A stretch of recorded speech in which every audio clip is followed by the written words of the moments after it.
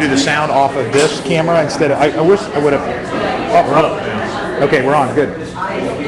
So we'll just pick up the sound from the camera from the speakers here. So. Oh, and record. Does it? I couldn't get. I hit one. I hit hello, hello. It wasn't good. Yeah, boss. Where's record? Yeah. It's doing it. Oh. Everything's on. Not a great picture. So I'm just zooming. You can zoom and turn. You see this little box here? You can periodically type stuff in and talk about who's on right now.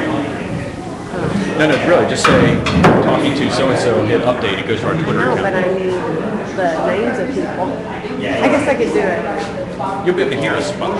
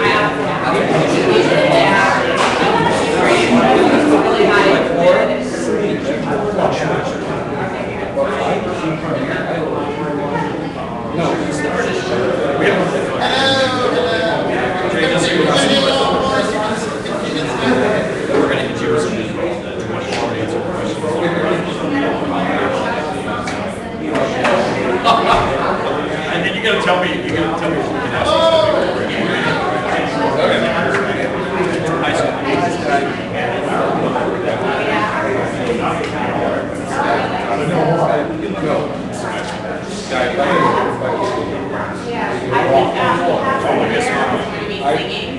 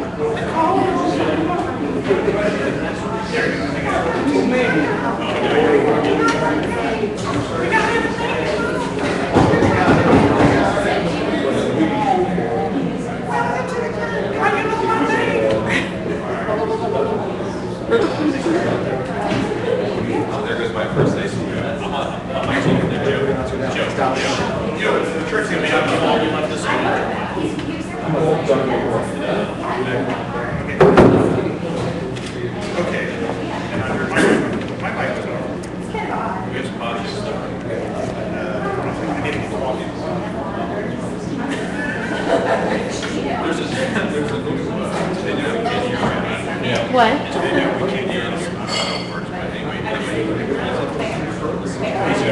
Yeah. Joe? You know we can't hear you. Oh, just yet? No, it's not on. It's not on. Okay. And that's, Not good.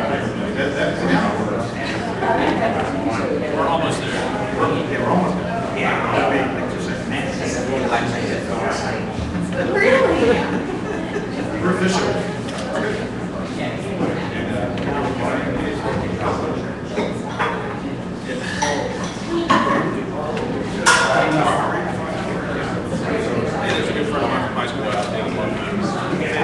Hey, welcome, Adam.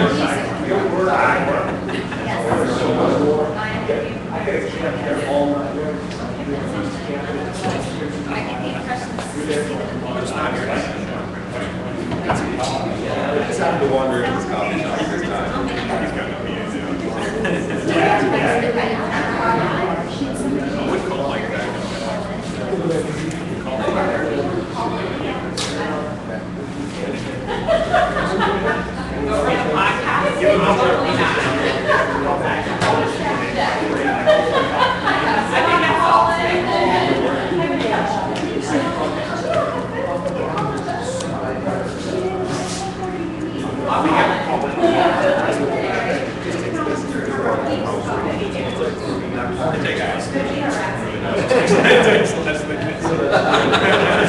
Look up here.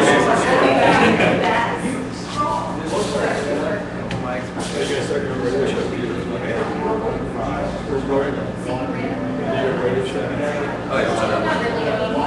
I guess that's all. So just dab a little bit everything to see what. Oh, God. The last thing I need to do is go for radio.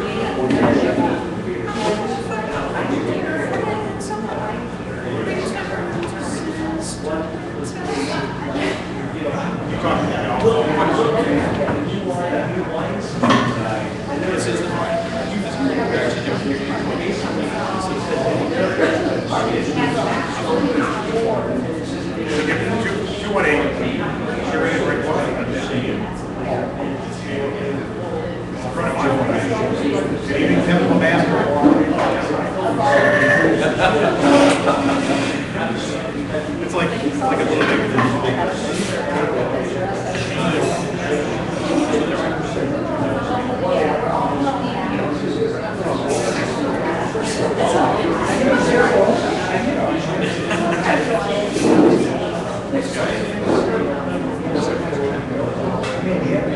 I just talked to him. Yeah.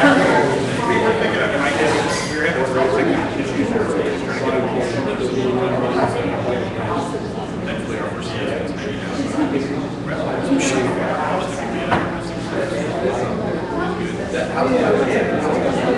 I guess our first kid.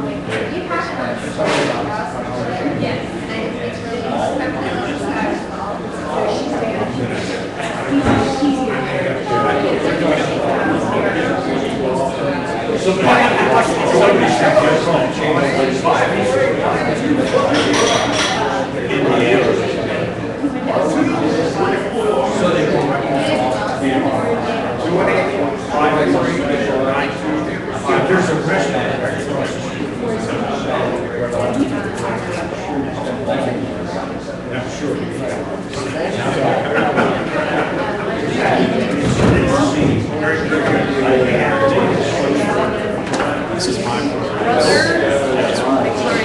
Thanks so much for coming. One of the things you need to set up is that hang up. We're gonna have Jay on and then we'll immediately go into. We're slightly. Please feel free to grab coffee or you guys some water and things like that. Yeah, Make okay, yourself no comfortable. problem, thank you. All right, thank you.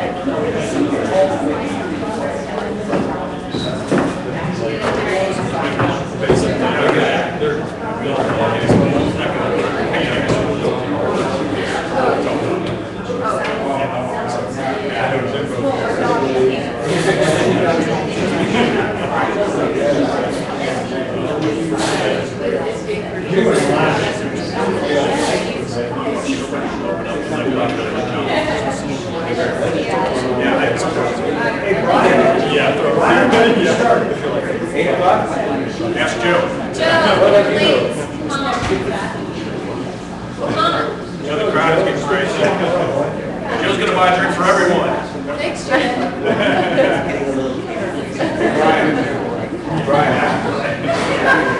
You say steak for everyone, you'll pay for it? Joe's paying for everybody. I'll have what you ever use. Yeah, I'll have the other stuff in it.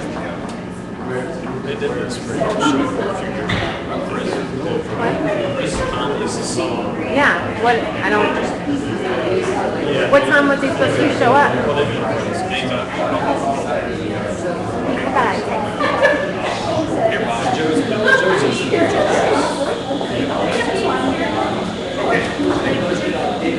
So he's very funny. Hey, babe, he said he's trying to get here.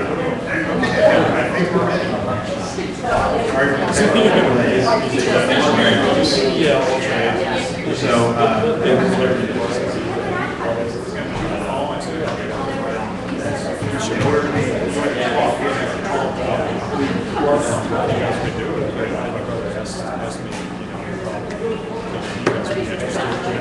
you know, I get missing information.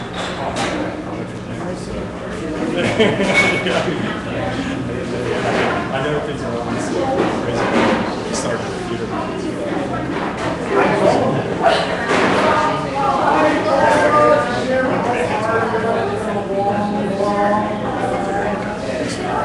So, like, right? I noticed the little stickers on the copies, and I was like, wow, this is cool. You guys got small. Like, seriously, thanks so much. Yeah, just little things like that. No, it's great. Yeah, I know this whole time.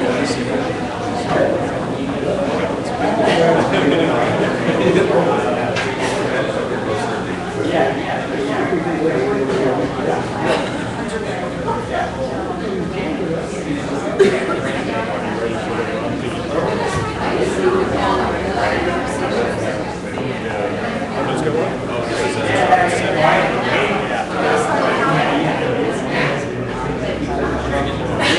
I'm sorry. Can't count on you. Can't with you. My goodness. Yeah, it's just wasn't missing my sister. She's not gonna she could watch it all night. Yeah,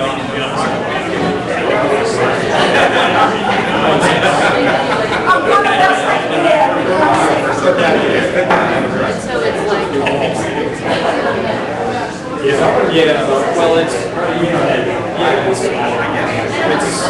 both. I mean, because this is what's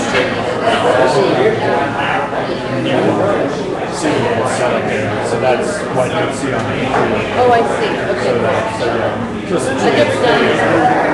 Yeah. Here we go. I just told them, man the camera. Okay. This is my brother's wife.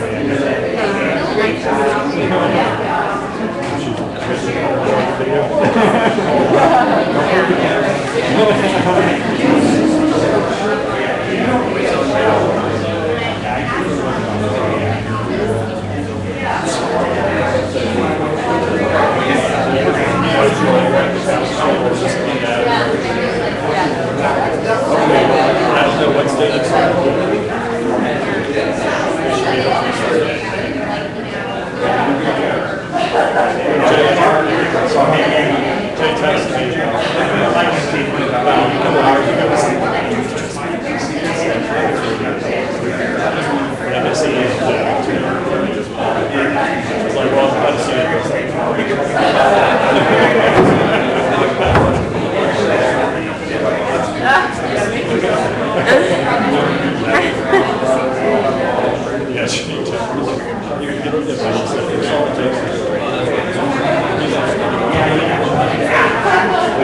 Okay, guys, here it comes.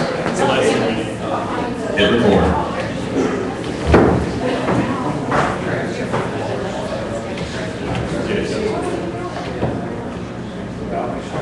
Up next, I hope you'll enjoy a skit by Pedro Sanchez. Start. 4, 3, 2, 1, and liftoff.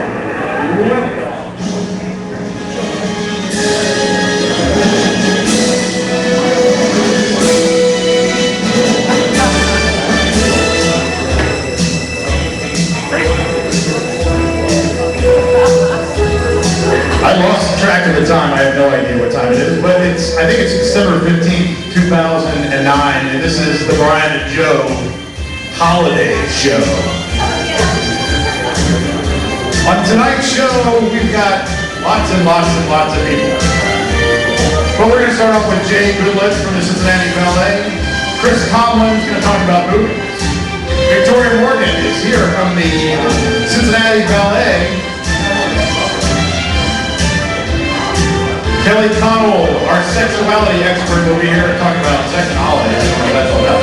Katie Brosnan will be talking about food for the holidays, and hopefully we're going to see Tracy Walker stop by sometime this evening. That's all tonight. Live from the Coffee Emporium and over the Rhine, you're listening to the Brian and Joe Holiday Show. Welcome everybody. Welcome to the Brian Joe, whoa, technical disaster, but we're making it okay. Happy holidays. All right, I hope everybody wore their earplugs. Sign up here. My kid in your monitor here. Oh, we can turn yourself up on the, on that, that's how you hear yourself. So, apologize for the late start here, but we're good to go now, and appreciate for everybody. Thank you very much for coming tonight. We know that people have a lot to do in December, and especially around the holidays. And we appreciate you coming out this evening and supporting us and being part of the radio show. Yeah, definitely. This is kind of exciting. For those of you who aren't aware, WVQC, the voice of the Queen City, Radio Free Queen City, is going to be on 95.7. It's owned by Media Bridges, and then we'll be launching early next year. And Brian and I are going to be returning our show that was on WAF a few years ago to that station, and just kind of keeping local radio alive. It's going to be on Tuesdays from 12 to 1. It's in a slot called the Local Lunch. So probably starting in the new year, sometime you'll hear us on the regular schedule. We're going to try to feature people around Cincinnati, even though I do not live in the Queen City anymore. And where do you live?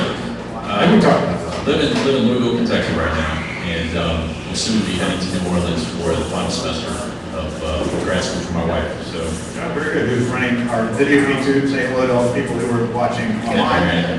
This is like a technical, big. there's a lot of tech here. There's a lot of tech. Yeah, I'm sitting in like a sea of. I'm kind of in heaven actually. Didn't need this, but this is kind of fun. And thanks to Pete, we just took our picture. Oh, we got a phone call already. That would be Skype. That would be when somebody calls you on Skype. That would be what it sounds like. But actually, I'm going to go ahead and put this on right now. That's one of our guests is coming up in a little bit. We'll talk to her in a little bit. You should be able to here, I think that was it, that she can hear us and know that we'll be with you a little bit, so the same type. Normally, we were going to do something a lot bigger, probably at the top of the show, but since, in the interest of time, since we did get a little late start, we do have some people here waiting. We're going to go ahead and start with Jay Goodlett. Yeah, very good, Jay. Jay Goodlett's here. He's the Associate Artistic Director at the Children's Theater of Cincinnati. I keep wanting to say the Cincinnati Children's Theater. And, thank you so much for being here this evening. We'd like to learn a little more about the Children's Theater. Jay Goodlett, probably a lot of people in Cincinnati know Jay. For many years, he was a soloist with the Cincinnati Ballet.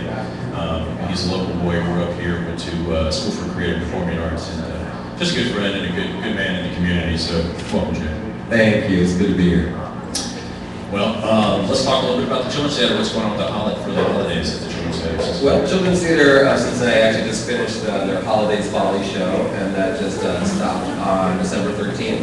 And it was a lot of fun. It was a really, really good show. It was written by one of our staff members, Kelly Germain, who actually wrote the script.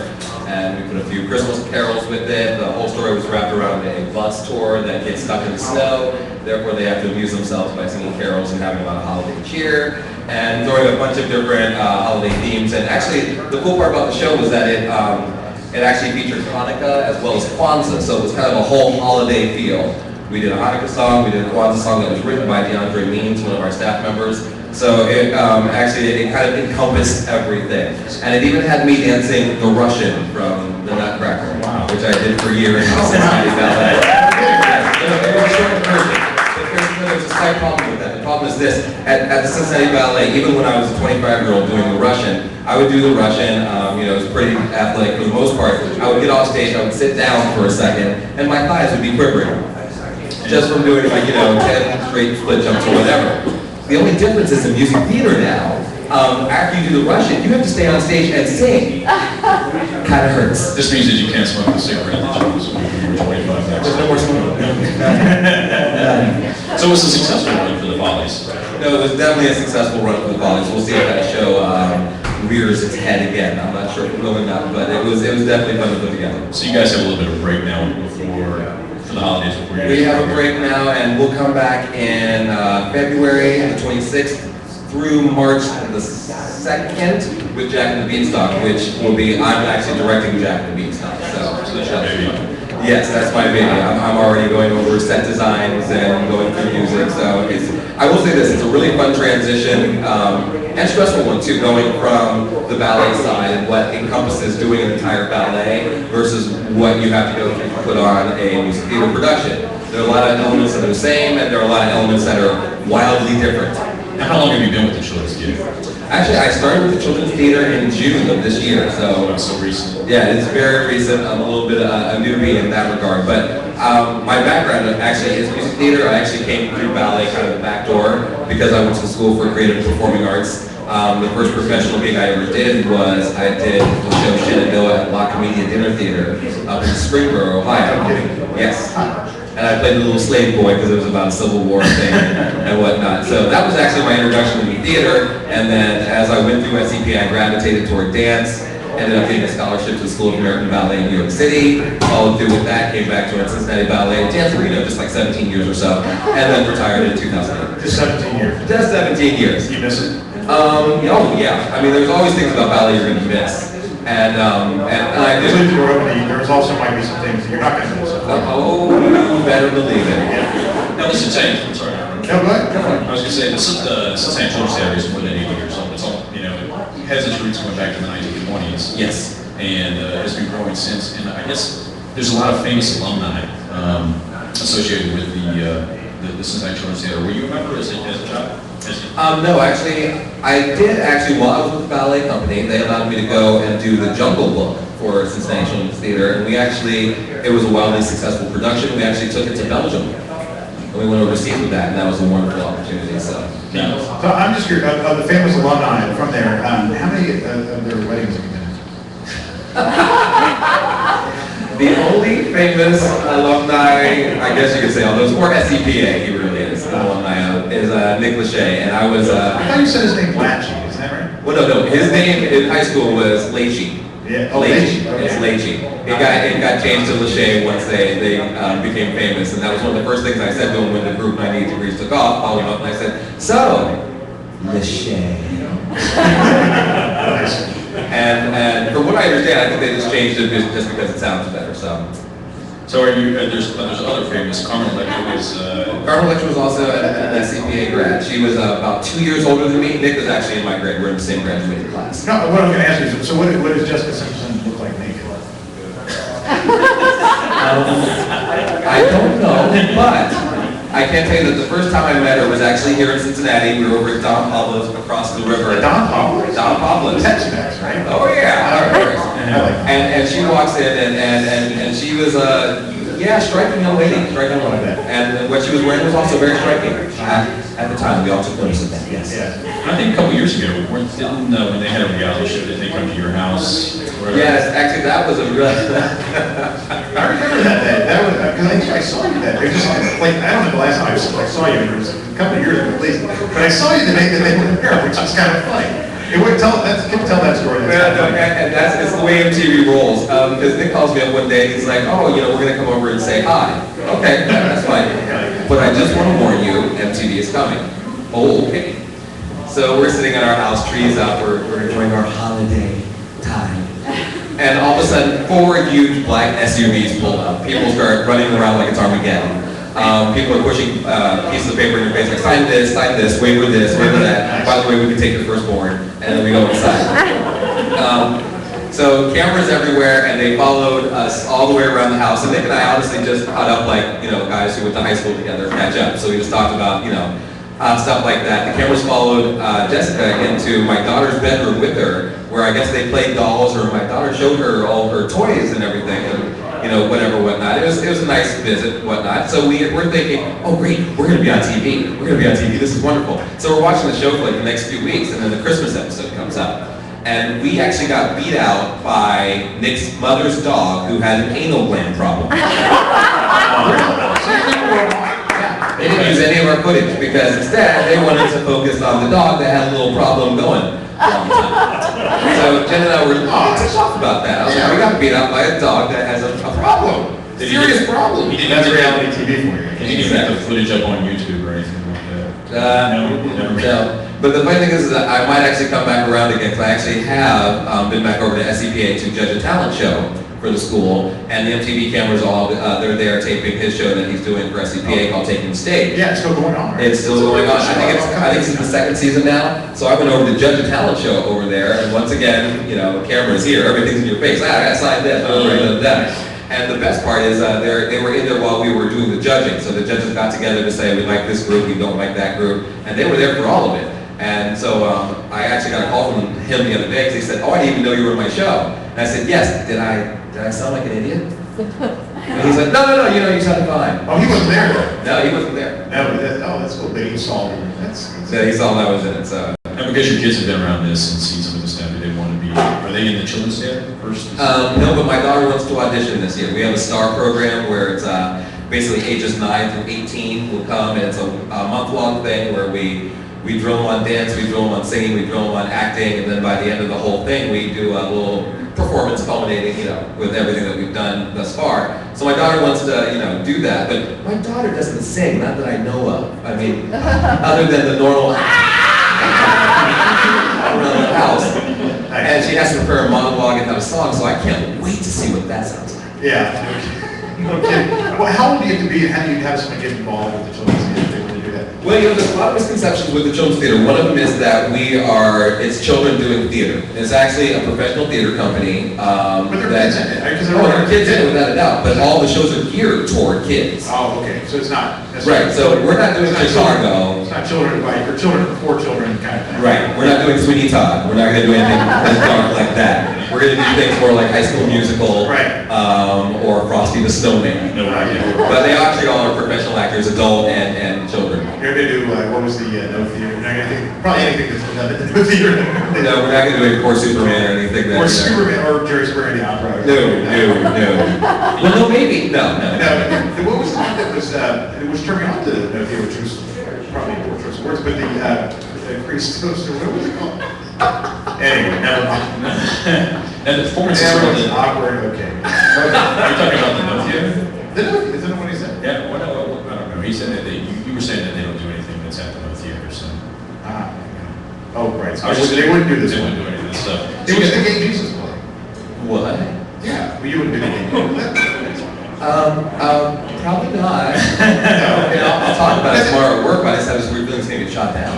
And maybe you too, right? Yeah, we won't do that, Now you guys that's why I don't work there. Most of the performances are at the TAF Theater, is that right? Yes, we perform at the Tap Theater. We do 4 different programs during the year, so 2 before Christmas and then 2 after Christmas, coming in the spring. It's really nice. Very good. Now, before, do you have any more questions? I want to get to the 20 short questions for the holidays. No, go for it. Okay. Well, we really appreciate your time, Jay, and one last thing we do before we get started. We gave you the exact allotted time. I don't know what we're doing. Okay, I don't know where that hour went, but now we're back on time. We're back, right on time if we get started. Okay, so these are 20 short answer questions for the holidays. Don't think about this too much. I just want to run through this. Hopefully this will be a lot of fun. We're going to hit it back and forth. Okay. So that's patient. We can tell we're gonna do that. Let's start out with an easy question. Green or red? Green. I'll go to the Okay, you next go to one. the next one. How about another easy one? Frosty or Rudolph? Frosty. All right, one more easy one. Candy canes or cookies? Cookies. Great. I celebrate Christmas, Hanukkah, Kwanzaa, or Eid. All of it. All of it. What's your favorite holiday You movie? tell me what that is. Oh, that's a tough one. Well, it's not a movie. What about Charlie Brown Christmas? Have you And what's your favorite Christmas gift ever? Oh, Wow. Lego Star Wars when I was 7. Oh, that's a cool one. I got that one back then. That's a good one. You got that one. Oh, yeah, actually, yes, travel or stay at home? Stay at home. With 3 kids? Ooh, Yeah, eggnog, delicious or disgusting? disgusting. Who was seen kissing Santa Claus underneath the mistletoe / Christmas tree? Hopefully not mommy. What about, do you prefer to open your presents on Christmas Eve or Christmas morning? Christmas morning. Yeah, okay. And then, love spending time with the family or loved ones over? No, love spending time with the family. That's good. That's good. I think, Winter Wonderland, the beach or the slopes? Beach. Beach. Christmas dinner, ham or turkey? Ham. Already tired of the holidays, or no, give me more? No, give me more. And I have to expound on that one really fast. When you do Nutcracker for the balance of your entire life, you are so ready to see Nutcracker go away. And actually celebrate Christmas with the rest of you. oh, okay. So it's not that you want the Nutcracker to like go away. I love the Nutcracker, but you know what? Your Nutcracker season goes away. I mean, your Christmas season goes away because of Nutcracker. Yeah. Then when it's done, you finally go, oh wait, I never bought my mom a gift. Yeah. Darn. So your mom's gonna get a gift this year. Yeah, I hope so. Okay. Well, Jay, thank you very much for coming down here. Sorry that we got started a little late. No problem. Thank you guys for having me. No, it's been wonderful having you. So just want to add, do you want to plug anything, the website for Children's Theater? Children's Theater of Cincinnati. We're going to be doing Back in the Beanstalk February 26th through March 2nd at the Tap Theater, and you can call for tickets at 513-569-8080, extension 10, and please come on down. It's a really good show. Fantastic. Thanks so much. Well, we have Victoria Morgan coming up next, and we have Kelly Connell on the line, and she'll be with us a little bit after we talk to Victoria Morgan. But Jay, again, thanks very much, and we'll be back. You're listening to the Brian and Joe Radio Show, which soon will be on WVQ, Thanks, Jay. Thank you. WNBA star Candace Parker.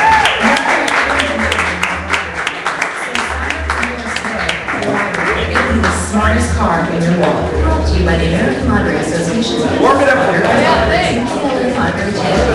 Here's the tip to lower your energy bills. Change oil. Just change one old-fashioned light bulb at home to one with an Energy Star label. Your light will use 75% less energy. Save money. And last for years. For more information, contact the Ohio Office of Energy Efficiency. Or go to EnergyStar.gov and take the change of light bills. To join others, changing the world, one light at a time.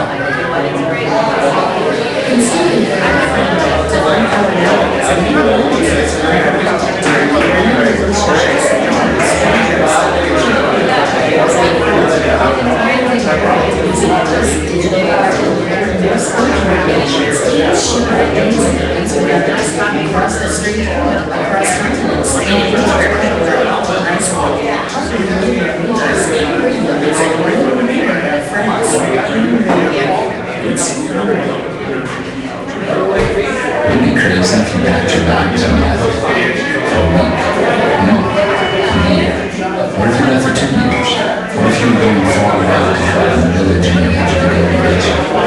these children, and you're ready to just peace out.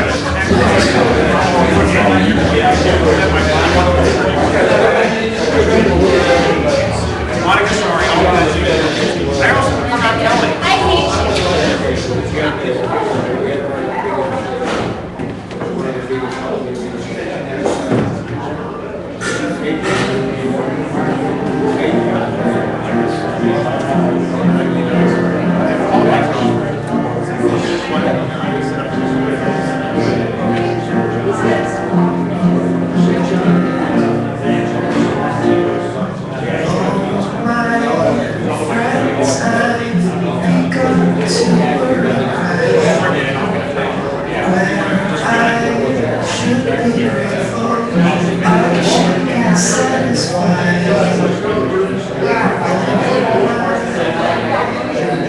Hi, we're back with the Brian and Joe Holiday Show. We're here at the Coffee Emporium in downtown Cincinnati, Ohio.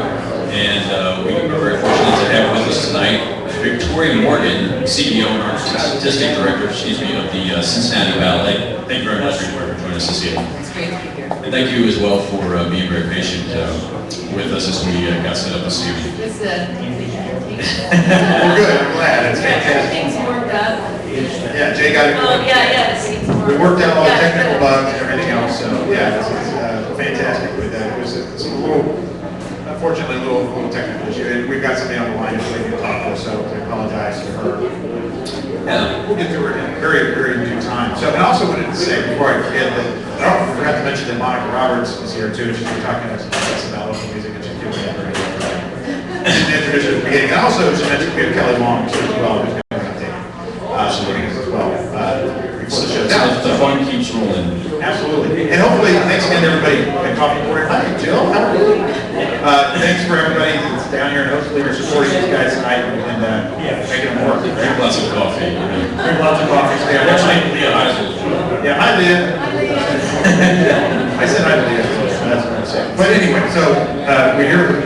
We're going to talk about the Nutcracker a little bit. We're going to talk about that. So, Victoria, please tell us a little bit about, I mean, I think a lot of people in Cincinnati are more familiar with the Nutcracker now, but actually by going on the website and reading a little bit more about it, I realized the history of it here in Cincinnati. Can you tell us a little bit more? Yeah, actually, I guess we first did it in 1974. And do you know Frederick Franklin? In our world, in the ballet world, he's this big, legendary kind of guy, known nationally, has been honored by our big Dance USA thing. And you know what? I never knew that he was a part of this organization until I became artistic director and only read about it in the history books. Sure. Well, it was Frederick Franklin who actually choreographed the first Nutcracker for us. Oh, wow. In 1974. And one of the amazing things about our Nutcracker is that year it was sponsored by Frisch's. Yes. And it's been sponsored every year since then. So That's it's amazing. kind of phenomenal. That is pretty Because, they go, usually it goes kind of up and down and in and out and waxing and waning, but they've been right there for us. Yeah, and they've been a wonderful sponsor to us for many, many years. More than we're back before 1974. So it's good that they're still supporting it. I saw on WCPO, I guess last night, when you guys putting the Big Boy inside the Aeronaut Center. We do that. They do that every year. Was that I think we did it last year for the first time. Okay, yeah. But it was fun, people enjoyed it. I mean, it's a funny, he's kind of a funny guy. Yeah. And it's festive. Yeah, funny. Yeah, it's festive. I'm sure it says Frisch's Day out as well. So this is the 36th performance, is that right, right there? 36th? Well, we're saying 35 years of Frisch's supporting our Cincinnati Ballet. So that's what we're celebrating this year. Now, year for year, I mean, it's a similar performance. How do you keep it fresh? How do you bring back more excitement? Yeah, I mean, you have to. And the thing for me that I love is, now I've been here 12.5 years, right? Some of the first people, like our principals, they were apprentices, they were doing, quarter ballet stuff. And now I've seen it evolve and grow, and I've watched this technique evolve, and I've watched sort of the artistry and the attack and the confidence, and you just sort of see the evolution of dancers evolve through the Nutcracker, because it's been, and this is typical, I I would say a typical city has a nutcracker for maybe 10 years or so. So it's the chance to, I mean, our careers are short, so you see this evolution happen in the course of one nutcracker, and you can see how the technique improves because you see the same steps and you see how they execute. Absolutely. And obviously the dancers move in and out of ballet companies, so you might have some They new do. dancers every year. Exactly. New roles that they Yeah, take and, on. and I think that we have to do that. Like this year, there's a new couple doing the lead role, and actually, and another a young woman for ballet, relatively new to us, also doing the lead role. And I think that just like with a business, you know, you want to feel like you have a place to go. And so it's really nice that we're stretching and reaching into the Court of Ballet because it's also a chance for them to push and shine and do something they've never done before and be a little nervous and excited. And this is a production, obviously, too, that actually involves some of the community. I'm thinking especially Yeah. kids. Yeah, we have, I think it's a total of 80-something kids in the several casts we've had. Performance. Yeah, and I think that's one reason that it's so popular because, you know, with families, they come, the kids, they see themselves up there on stage. They're, you know, baby mice or they're party scene or they're under Mother Ginger skirt. And I mean, we're just surrounded by children. And actually, I think probably the Nutcracker has more to do with introducing dance and bringing dance into people's lives than anything else. If people want to get involved with that in the future, how do they do that? Well, you know, we do auditions, usually in September, we do auditions, and we have one day that's for our budding academy, and then another day that's for whoever wants to come and audition, has to audition. So it's not just, you know, with our own Cincinnati Ballet, it's really involved in the community and ballet schools around the community. So if you want to do it, you need to have the spirit, like, after trying to, you need to know a little bit about ballet. Yeah, I mean, you can use, I guess, like some of the simpler parts, like the little mice, you know, they're this tall. You basically need to know how to run and how to do that, you know? So, I mean, it goes from not very complicated to really complicated. Now, the ballet is a tremendous resource in the community. A lot of people don't realize ballet is not as old as you think it is. Right. I mean, it's 1960s or Well, we so. celebrated our 45th anniversary last year. Last year. And Yeah. there's a lot of cities much larger than Cincinnati that really don't have an established ballet as Yeah. large and respected ballet as Cincinnati. Los Angeles. Chicago, Well, Chicago, Joffrey just moved there. And so they're more of a contemporary dance company, but they've got great ballet dancers. What is it about ballet? I'm just sort of ignorant about this. So, I mean, I went to ballet, I guess it was sixth grade. Their music teacher at Cornell Elementary, they closed us down, and I think it was opera fifth grade, fourth grade, ballet sixth grade, as I recall. And I remember, what is it about opera that, so it was neat that I was introduced to it. I have been to that, we went to professional theater many times a day. But that's probably been a little bit of my exposure. What is it that brings people to ballet? I think it's different for different people because we're kind of discovering we almost have two audiences. You know, there's the audiences who want to come and see the narratives, full-length ballets, the more traditional work like, well, Nutcracker's one of those, Enlave, Sleeping Beauty, Romeo and Juliet, Cinderella. Those are really classic traditions. And I think it's also, it's easy to talk about them because people know what is the story of Cinderella. So if you sort of know what you're getting. But kind of the ironic part is, so all these people come and see those more large classics, and then I think they tend to define as, oh, that's what Cincinnati Ballet is. That's where most people come. That's the marketing book. That's what gets them through the door. That's probably, I mean, Nutcrackers are highest selling, and it actually represents probably typically 50% of our annual ticket sales, and yet it's one of 6 series. Yeah, wow. So, but in truth, like we have probably 3 that are Nutcracker and 2 other full-length ballets.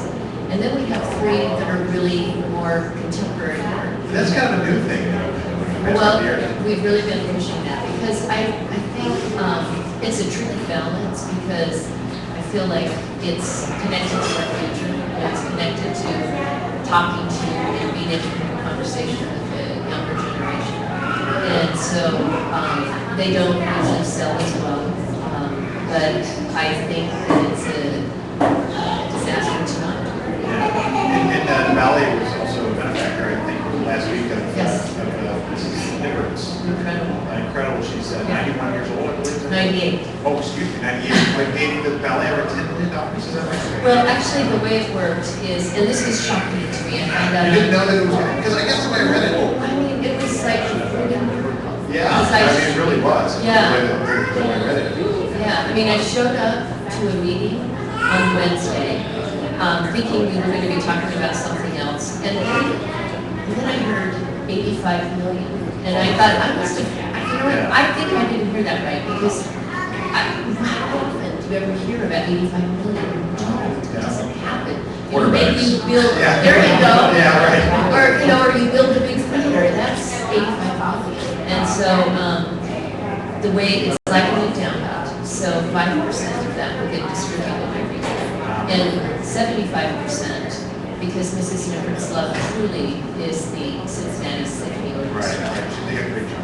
They do, and, you know, she loves them, and so they should, and it's her money, and it's, I mean, I just think it's sort of phenomenal, you know, when you hear about, you know, I mean, all this stuff in the news about people who are ripping each other off in Ponzi schemes, and then somebody just wants to give their money to the thing that they love, they brings beautiful music to our community.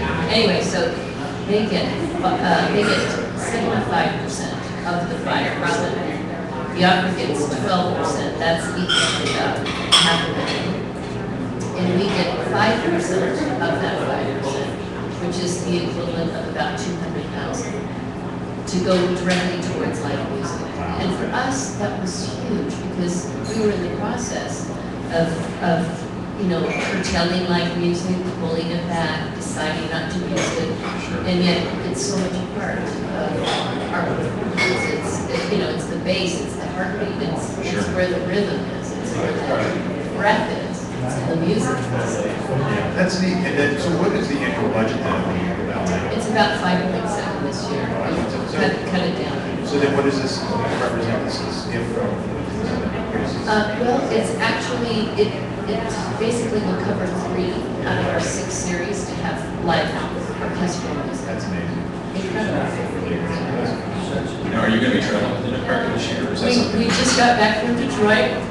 They left, I mean, you know, you don't expect to pay Nutcracker, it's a lot of families. I just have to brag a little, it was standing ovation. Oh, neat. In Detroit, it was so great. That's wonderful. Fun. And you do programs do you do programs for schools? Oh, we do. I mean, one of my, I just love, there's a program called Cincy Dance. Right now, we're in about 15 schools, and probably 10 of those schools are Title I supported schools. And we go in and teach. It's not only ballet, but it's also hip hop, jazz, and contemporary, modern, and these young kids, you know, they're like this big, and they get dance in their lives. And you know, it's not happening.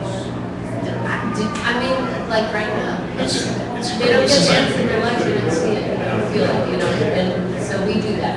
I'm a big fan of this arts in general, and I'm also a big fan of the symphony. And it's- Yeah. So it's nice to see that kids. It is really good. And having it this time of year, that's the economy. Oh, And that she was alive, she's going to hopefully be alive for a little while. It's a lot to see this. she'll enjoy it, but really it's about the future generations. I mean, that's the kind of amazingness about the generosity. Yeah, and it just, you forget how lucky we are here in Cincinnati to have people like her. I mean, we're the city of the Sun, we're very fortunate to have people like her. And there's just not one. Yeah, it's huge news. I mean, it's national, it's huge. Well, I want to thank you very much for Thank coming you. out. I appreciate it. Great. Sorry it was so short. No, it's We can fine. talk- They said too that the Nutcracker is going to be running December 17th and 27th. Right. And there's multiple shows in every day, matinees quite often in the afternoon. And there are some family specials, is that right? There are, yes, and you can call 621-5282, and we can help with that family special. You can get that online. 621-5282. Correct. Fantastic. Well, good. We'll make sure we put that on our website too. And for yourself, you tickets. I love it, thank you. Thanks so much. Thank you, Okay, man. thanks. Thank you very much. Appreciate it. We're going to be right back, and then we're going to talk real quick to Katie Crossan, but you're listening to Ryan and Joe radio show Holiday. Thanks for having me.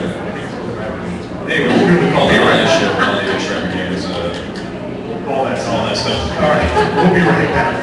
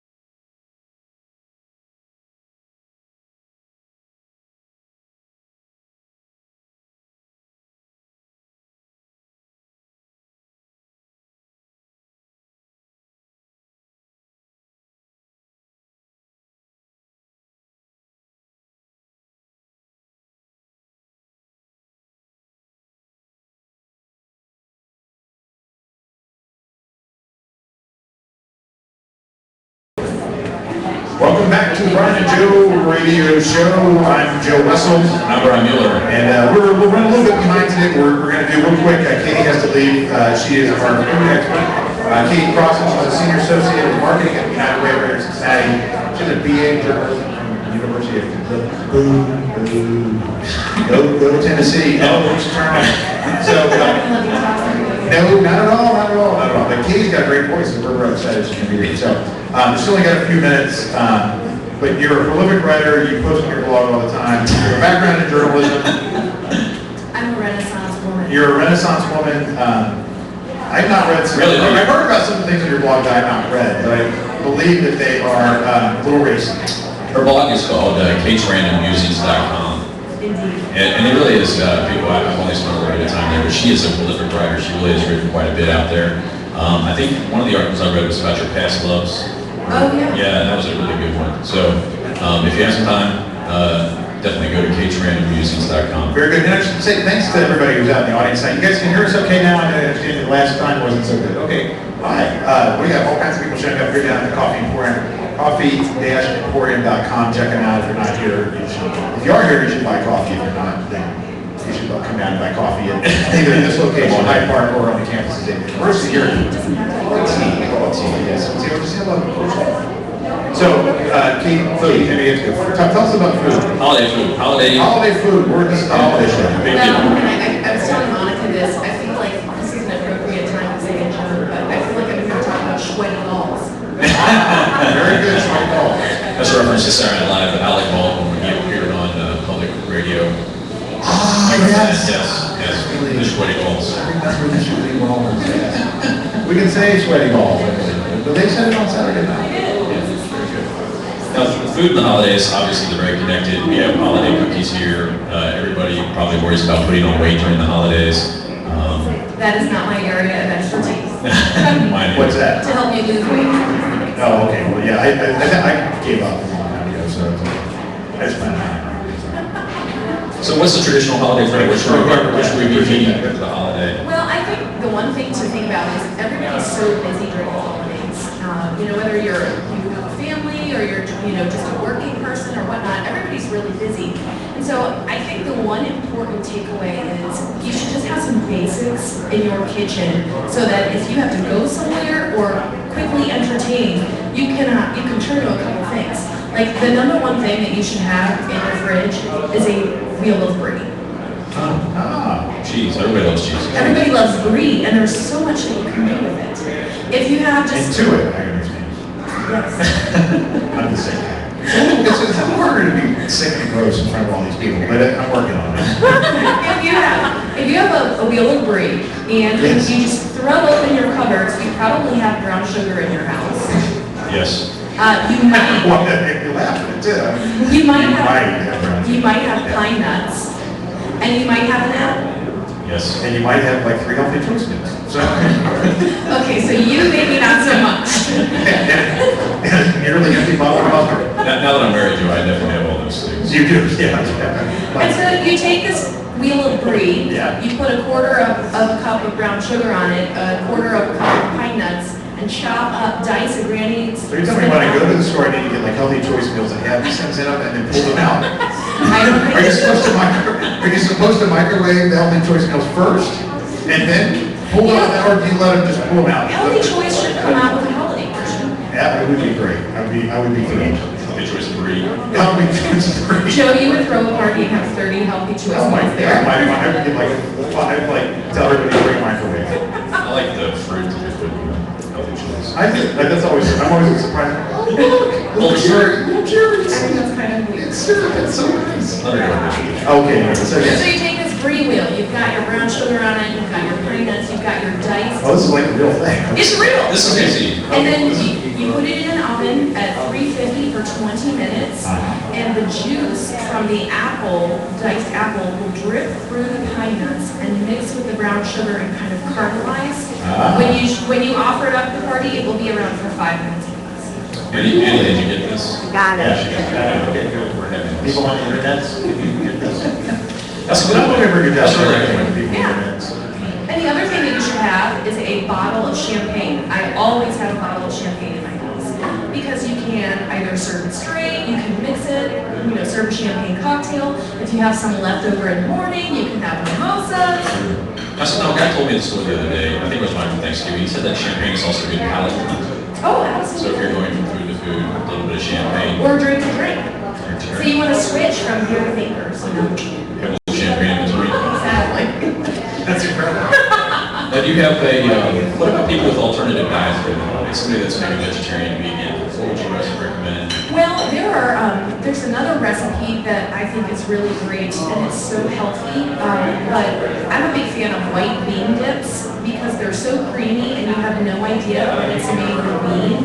And if you take 3 tablespoons of olive oil, 3 tablespoons of fresh basil, and 3 tablespoons of Parmesan, shredded Parmesan, and then a can of white beans, and mix it in a blender. It's a Parmesan pesto bean dip, but you don't even know that there are beans in it. I'm getting hungry. That sounds really good. This is really- I think we should go to that. You bring that next time? Yes, I will furnish food for you. Well, no, I guess you have these recipes written down somewhere. I do, I have them in a cookbook. In a cookbook, like, you have a cookbook, you have your own cookbook? Well, I produced a cookbook for the Junior League of Cincinnati. Oh, It's called Cincinnati Season. oh. It just came out in October. Here it is. Oh my gosh, you have a copy of the Show it to the register. camera, maybe people watching stream can see this. How convenient was that? And it's also for a good cause though, too, It right? is. This is to the Junior League. I'm a member of the Junior League, and they commissioned me to design this cookbook to celebrate our 90th anniversary. And we're an organization that supports women and children in Greater Cincinnati. You're down with the women and children? I'm down. No, that's good. I was kidding. That's great. Brian's like, you didn't tell me that. We just really pay you for a living. Is the book selling well? Is it, Well, it's good? brand new. We released it on October 2nd. We spent about a year and a half to develop it, and so far so good. I think we sold around 1,500 copies. Terrific. And have you got any feedback on some of the recipes? I'll say they love it. Any of your drink recipes? Oh, yes. How much is the book? The book is $32.95 plus tax. $32.95 plus tax, and how much do people know you? If you know me, call me and maybe a format. Oh, really? So like post a comment on your blog? Maybe. Maybe. Okay, and then where can you get it? You can get Did it. you say that already? No, I didn't. Oh, good. You can get That was it like playing. jlcincinnati.org, straight through the Junior League, or at Joseph Baptist Or Joe Bethel in in, Norwood, whatever that place is. Yeah, okay, well, good. We'll put a link to that on our website. So I know you have to go, so I really appreciate it. Please send us that recipe that we included in the show notes. The green brown sugar and the Parmesan pesto beat them. But just brie and champagne, and you are set to go for a party. Last question, eggnog, delicious or disgusting? Awesome. Especially with bourbon. Yeah. Makers? Woodford. I'm very proud of you. Yeah, very good. Thank you so much. Thank you. Well, thanks a lot, yeah, thanks a lot for being a part of it, and sorry that the Debbie's so short and everything, but we're gonna be, we'll have you on again sometime. As this show grows, it's a, you'll probably have to pay us to be on. So, but anyway, thanks for being a part of this, and go listen to the Ryan and Joe radio show, Holiday Currently Answer from Coffee. We'll be right back with Kelly Connell, sexuality expert. Get ready.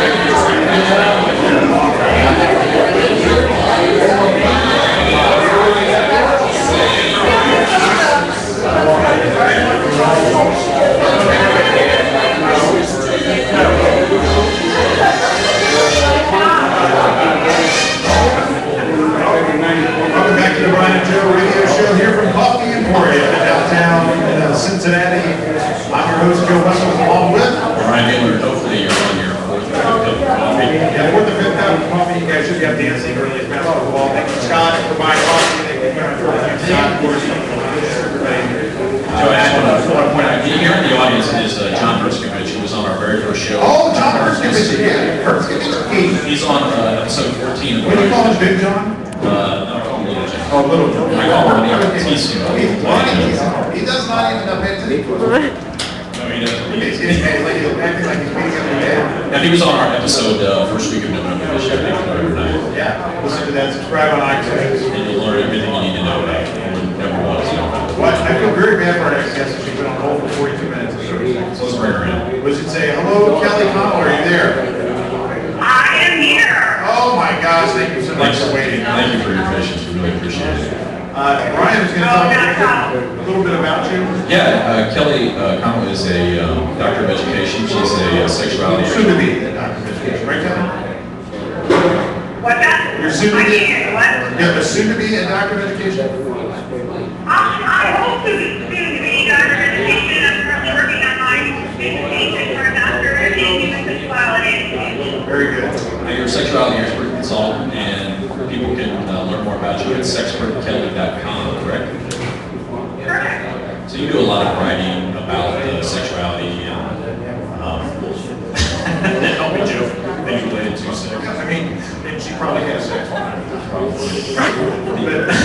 So you can speak about this between some very Kelly and I, Kelly, you're in Philadelphia tonight, is that right? I am actually currently on my way back from Northern New Jersey to Philadelphia. Okay. And Kelly's going to be one of our many, like Katie and other folks that are going to be on the show tonight, one of our rotating guests is going to talk about sexuality from time to time. And Kelly, we've actually never met, but we have I guess I say we have, the confidence kind of said that Dr. Bob Hatfield, who was a sexuality professor at UC, was a professor of mine who I TA for 2.5 years. And Kelly did too, but she took it a little farther. She often actually involved in working, you're almost nearly done with her PhD in sexuality education, which I think is fantastic. So thank you for joining us, Kelly. Yes, and Thank you so much for having me. we're trying to tie everything, everyone we talk to, we're trying to put a holiday theme, holiday spin on it. So we want to do that for sex as well. So the segment is kind of sex in the holidays. And, obviously sex is part of our lives year round. So it is during the holidays. What can you tell us about sex during the holidays? Well, I can tell you that a lot of people have a hard time finding time for sex during the holidays because there are so many other demands on their time, responsibilities, parties, shopping, things to do, and I think it can be kind of frustrating for a lot of couples No, but I'm during pretty this much here time you of are. the year to, maybe use that part of the relationship. Just like all things, you really need to make some time for that. Well, I think part of the problem is that this time of the year, people might have some unrealistic expectations around relationships and sexuality. I think there's a lot of pressure to, get your partner the perfect gift, have, romantic princess, romantic fantasy, things like that. And I think there's a lot of stress on a relationship, and it can make things really difficult. Absolutely. I can think about this all day, about what I can say to couples out there that are having this problem with issues to maybe take the pressure off or find time to have that sort of alone time this time of year. What would seem to me that go ahead, I'm sorry. I was going to say, well, the holidays are a very stressful time regardless, and sex is actually kind of a stress reliever, something that relaxes you, so it can actually take some pressure off the holiday if you did make time for your partner. Correct. Absolutely. And, I think that no matter how many you get, no matter how many things there are on your time, it really has to make your partner and finding time with your partner a priority. And that means, of course, going out holiday party once in a while or getting a party early, something like that. So you have that time with your partner, it can be a really way to enhance consistency in your relationship. Sure. Especially, this year the economy's bad, people are trying to holiday shop, they don't have money, and that puts a lot of extra stress on them in terms of stress in a relationship. Sure. I think that there are things that people can do to sort of get through this time of year in a relationship intact. Now, what are some of the things that you can do? If you spend more time together, you said maybe save money on gifts, that kind of thing, and actually just maybe book some time. Yeah, put a limit on gifts, or don't really have expectations of that you're going to find the perfect gift for someone. Couples to help other couples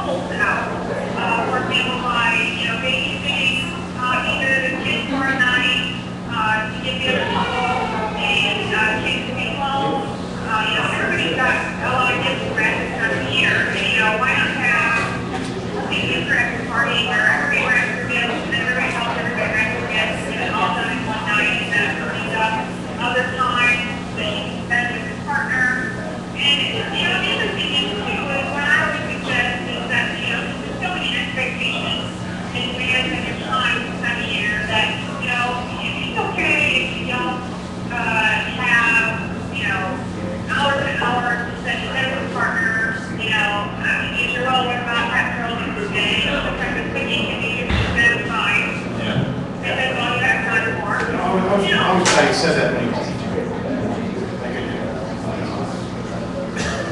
I'm not sure I followed you.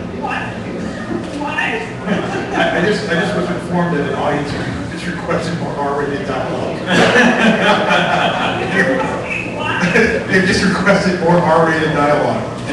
So Kelly, yeah, talk a little more dirty. You know what it is? I was thinking about this subject, Kelly. I was thinking, New Year's, obviously there's a lot of.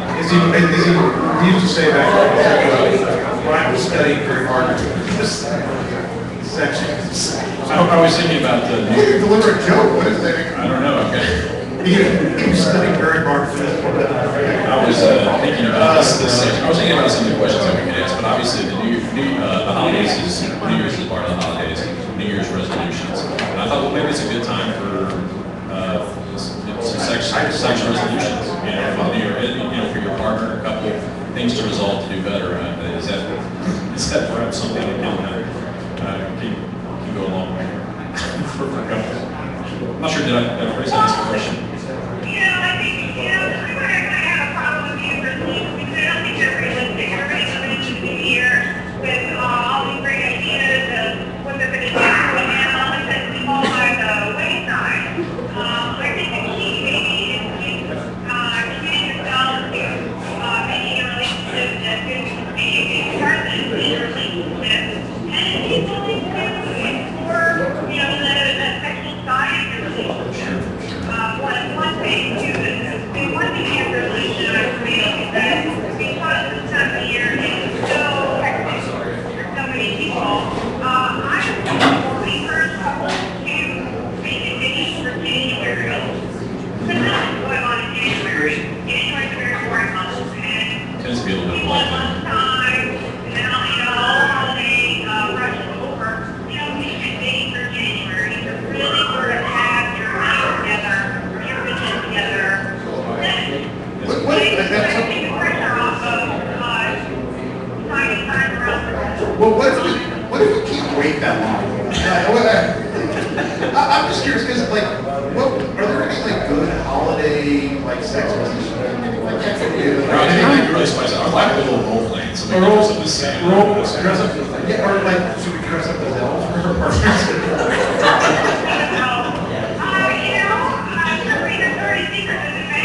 This time of year, and also, plays on the Santa Claus puppet. I happen to think that sex toys makes a great Christmas gift for your significant other. Make sure you don't get the gifts screwed up. Make sure you have them clearly labeled who they're for, right? It'd be a little embarrassing if the kids kind of came out and said, "Mommy, what is this thing you gave me?" I was just thinking, you wouldn't want to get sex toys as Secret Santa gifts. Oh, no, see, I was yeah, well, especially, if you're in places, you might need to get one of the attorneys in the audience, your employment law. I think it's a great idea, but I think there's a lot of things obviously that you can do, but like you said, toys might be a great gift, but just the gift of time and spending time together, because I think, Oh, that's so legal. come on, I think sex comes out of that, having some time, and spending some time with each other, I think, Really? What do you think? I'm being totally serious. I've got it down to a science, actually. It's about 2 minutes, that's all I know.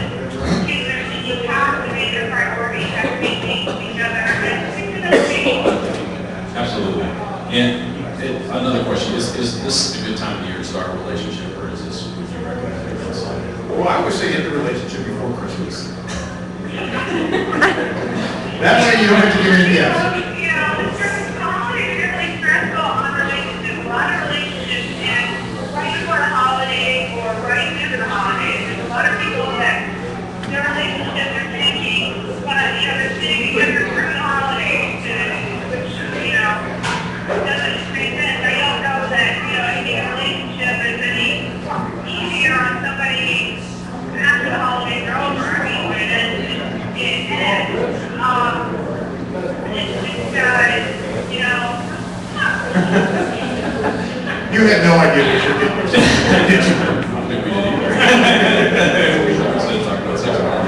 You know, another thing that you do, Kelly, and I want to mention this because I thought it was so interesting.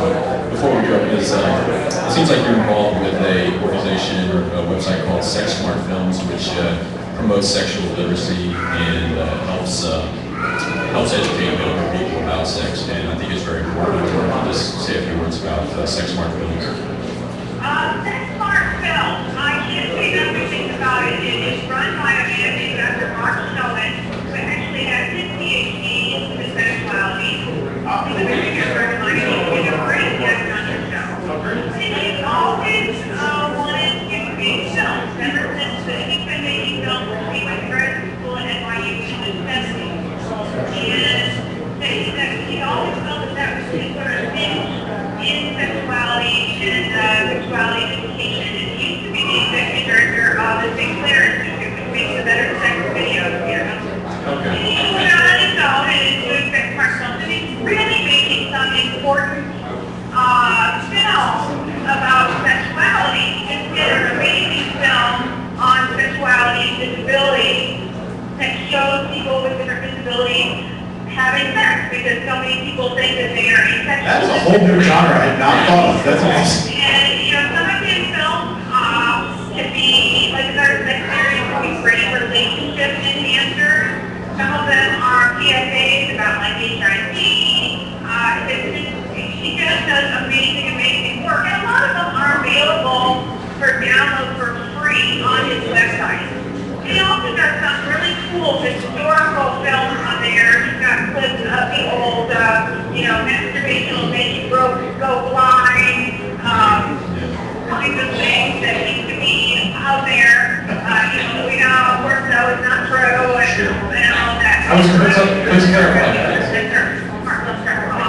No, with all the information that's out there on the internet now, and it's good to have good information because obviously people have access to a lot of sexual content, not all of it's really positive. And I think this is an important subject, and Joe and I certainly want to address this some more in our future programs because, just all the Tiger Woods stuff that recently, obviously he's had some sexual addiction, maybe issues or some problems, and maybe we can shine a bright light on it. So thank you very much for your time. We really appreciate it.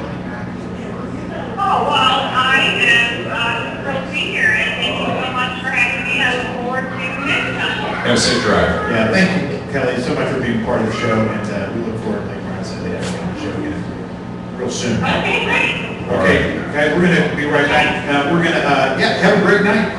Bye, Kelly.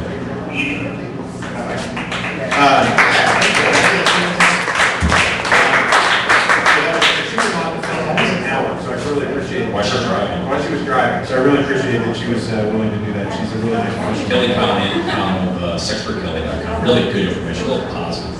Yeah, very good. We're going to be right back. We're going to talk to Monica Roberts, but then during our break, we're going to hear from Kelly Long, who's going to be one of our financial experts, and she's going to share some advice for finances during the holidays. And then after Monica, Chris Tomlin, and then that'll be, I think, pretty much the show, a wrap of the show. So thank you for tuning in to the Ryan and Joe Radio Show from down here in over the Rhine at Coffee Emporium. So we'll be right back.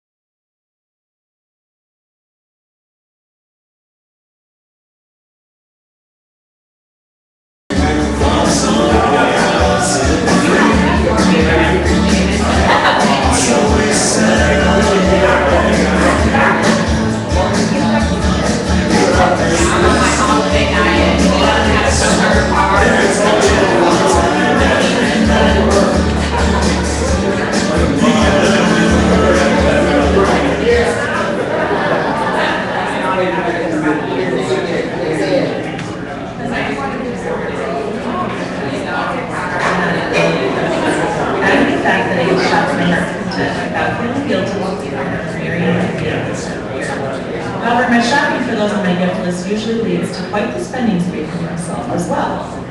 That might be fine if I had the money to spend, but as I approach the 2009 gift-giving season, I am much more budget-minded than I've been in years past.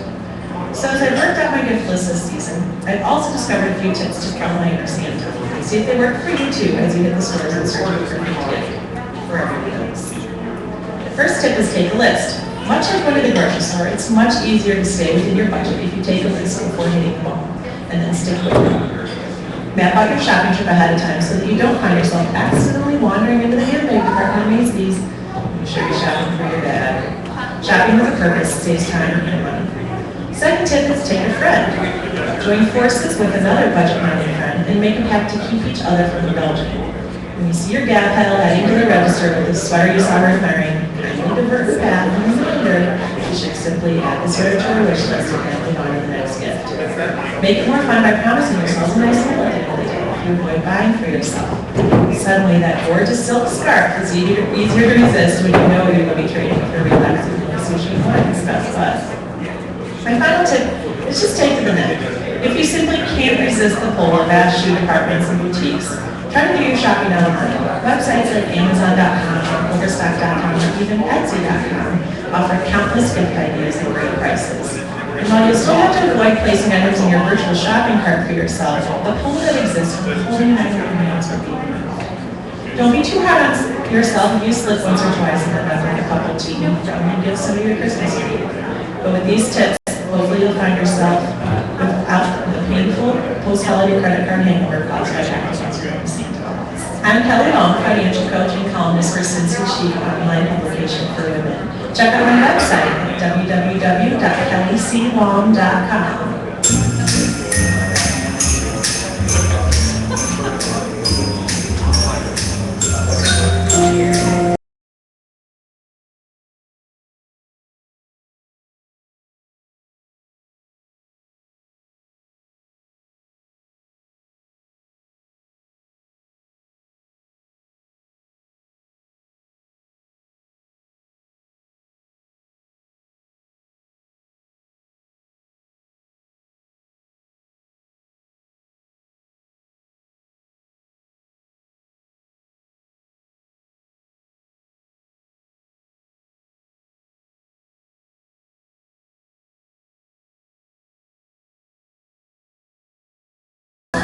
Hi, welcome back to the live Brian and Joe Radio Show. We're live at the Coffee Import in downtown Cincinnati. I'm Brian Mueller. I'm Joe Russell. And that was Just Live Purpose to Kelly Long. Speak about some holiday tips on her column. Yep. Yeah, she's going to be another regular guest, but she couldn't be with us tonight. She's actually on her way with her boyfriend to drive to Chicago. So, yeah, for work, I think. Well, now we're joined by Monica Walker. Because you're talking to that, right? Oh, sorry, because it's fun. Thank you. That lovely voice that you just heard is Monica Royal Roberts. She's a partner with All Night Party. The All Night Party and Music. It's a music and media company, and it's a brand new company here. Yes, we are. We officially launched in September at Midpoint. We had a showcase at the Lucas, and I'm proud to say that our showcase went up against the main stage this year, which included the Heartless Bastards, and we managed to pack the house. We had to turn people away. Now the Heartless Bastards are probably the most famous actors. Yes. Yes. You know what I think is so sad about the Heartless Bastards? I really like the Heartless Bastards. Lived in the North Side for a while. I remember when Erica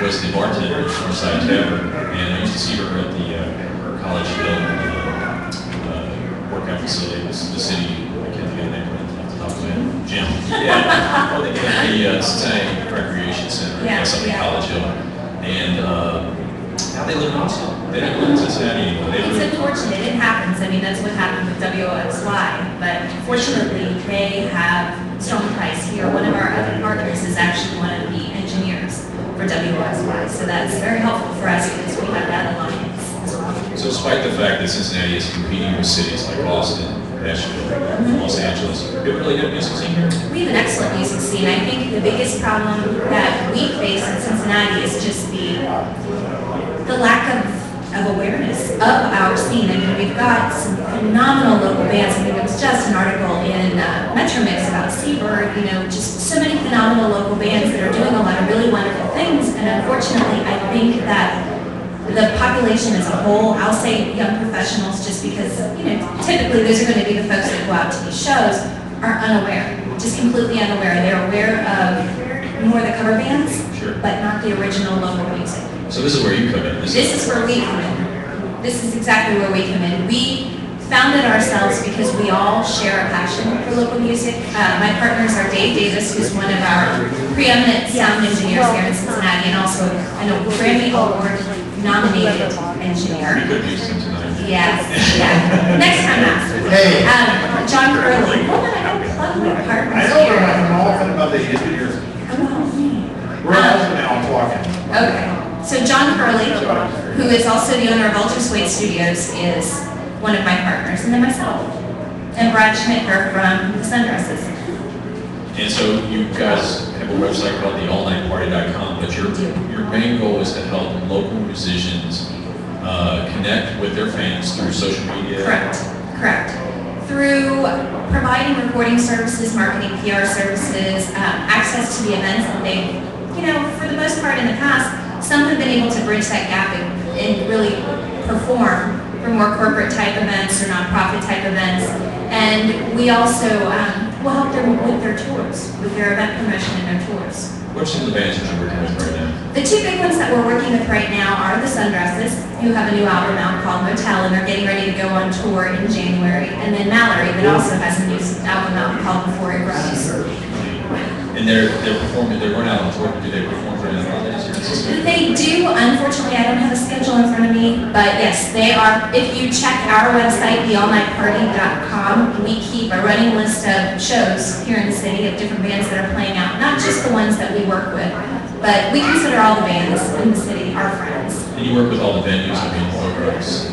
Not so much Bogarts, but the smaller venues, yes. And then the non-traditional venues, working with some of these nonprofits and arts organizations to help them with the programming of their individual events has actually been a huge success for us. Now, do you have a background as a fan or a musician? Musician, not so much. Fan, lifelong. I actually work in marketing and PR. So for me, joining this company was really a way for me to take my talents and apply them to something that I've always been passionate about. And you go out all different places and scout local music scene looking for talent, or they find you? Believe it or not, we've been very fortunate, thanks to our Midpoint Showcase and thanks to the star power of my partners. We really haven't had to go looking for local talent that's interested in working with us. They find us, which is a great problem to have. Yeah. You mentioned the Midpoint Music Festival, which is obviously a big live music festival in Cincinnati. It's probably the premier Preeminent, I would say. music festival for this part, or for the city, I guess. But then you also mentioned places like the Blues. What are some of the other places the bands that you like, the bands that you work with play out at? Well, the two venues that everybody thinks about, and I think they're great for different reasons, are the Southgate House. Obviously, everyone loves the Southgate House. And then the Tavern, Northside Tavern. I think I would like the Southgate House more if they didn't smoke. I knew you were going to say that. That's typically the biggest drawback. And one of the things that we'd like to try to do in the coming year is to really partner with the venue to come up with a space for bands and fans to come together, probably in a smoke-free environment, but give another alternative to the Northside Tavern to really complement that so that we have more than one venue, so more than one band can play in a quality location in any given night. Actually, I think one of the single biggest things that's helped live music, at least in my opinion, in the last 3-4 years here, is no smoking at it. Oh, yeah. And I think most smokers seem to be okay with going outside, so. It is statewide in Ohio, but I live in Kentucky. The city's Louisville, Lexington, they have a smoking ban, but for some reason Kentucky just hasn't. Yeah. It's coming though, I think. Yeah, I mean, there's a lot of talk about doing that. So Yeah. I think there's a state ballot issue being talked about. Don't know, politics is not my thing. Well, that's why I said it. I like music. Well, tell me, well, fill me in like a color. I don't know what's going on with local music. Well, the first thing you need to do is go to our website, theallnightparty.com. You can always keep up with what's I going on know you there. your website. Yeah. For God's sake, could you give us some music? Some music? Music? Like, well, tell us about it. You want to find something about it. I want people that listen, they want to know. They want to find music. Okay. That came off Well, really nasty there. yeah, it really did. Yeah, sorry. Can I say ass? You can say it. Yeah. The album that we're promoting right now is Motel by the Sundresses. It's actually a new format. It's a digital-only release on a download card. It's shaped like a motel room key. And it's being packaged on one of those like do not disturb door sign hanger thingies. Oh, yeah. And all the songs on there. I'm not surprised. I'm really not. Anyway. You guys know each other. Not at all. Not at all, Pepperoni, not at all. Anyway, so the songs on this particular download card are all either live recordings or remastered tracks that are unavailable anywhere else. And then we've actually got a new song on the EP called Larry Nixon, which I think you have. I do. Why don't we play that? What do you That would think? be great. It's amazing how this stuff works out. Sort of, you know. So this is the Sundresses. There it is.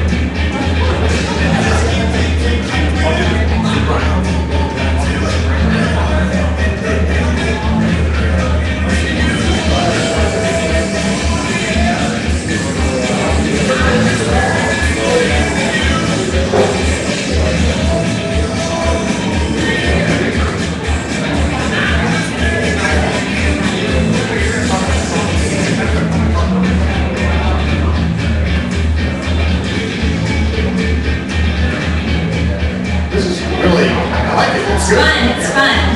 It's the kind of music that gets you to tap your feet, you're at the bar, you're with your friends. It reminds me of the White Stripes. A little bit, but they get more kind of, I think the Sundresses have more of a bluesy, sort of jazz, rockabilly thing. It's really hard to categorize them. I mean, the real standout thing about everything that they've done, everything they've recorded. Where can you find these guys? Where are they playing most of the time?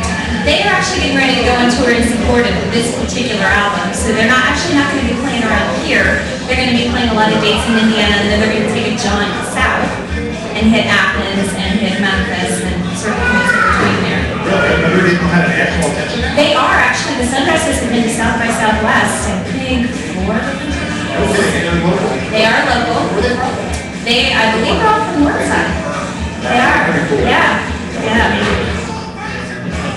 That's cool. That's a really good song. So I wish we had more time tonight. I mean, this is there's so much to talk about, especially with local music here in Cincinnati. There's a million things we can talk about. Yeah. Unfortunately, we're kind of cutting time. But Monica, thank you very much. Ladies and gentlemen, Monica. You want to say the website one more time? No. Okay. Yes. TheAllNightParty.com. TheAllNightParty.com. That's fantastic. Monica Royal and Roberts. I know you know. I do. So. Thanks for being part of the Thank you. Thanks for having me. show down here. So, Pleasure to be in another vegetarian. Oh, yeah. Thank you. all right. Thank you. I won't put any pepper on it. So, all right. Well, thank you very much. You're listening to the Brian and Joe Radio Show here down at where are we? We're Coffee Emporium, and we want to let the staff here at Coffee Emporium know that we have one more guest. One more guest, ladies and gentlemen, at the Coffee Emporium, and one more guest. you will get to see your families tonight. Yes, exactly. Thanks for bearing with us. Yeah, we'll be right back on the Brian and Joe Radio Show from on WPC from Coffee Emporium. Not QVC. Yeah, Voice of Queen City. Voice of Queen City. Yeah, we'll be right back.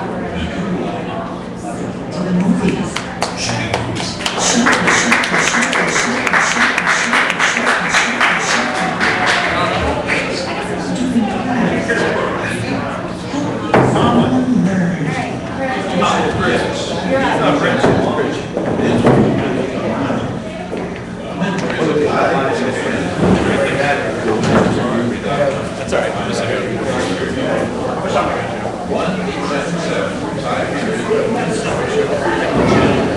I have CDs for you to recycle.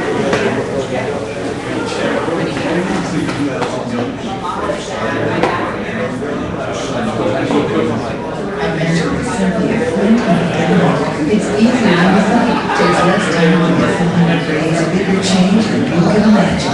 In them and you. Find opportunities because they need what you do. Most of us use common sense to stay alive. If you see a shark in the water, don't go for a swim. If you don't stand on your trip. And if a dog growls, you just don't pet it. So if you're thinking about crossing it on a train, just don't do it. Stay alert and stay alive. Hey, Brian. Go to www.olli.org/shark.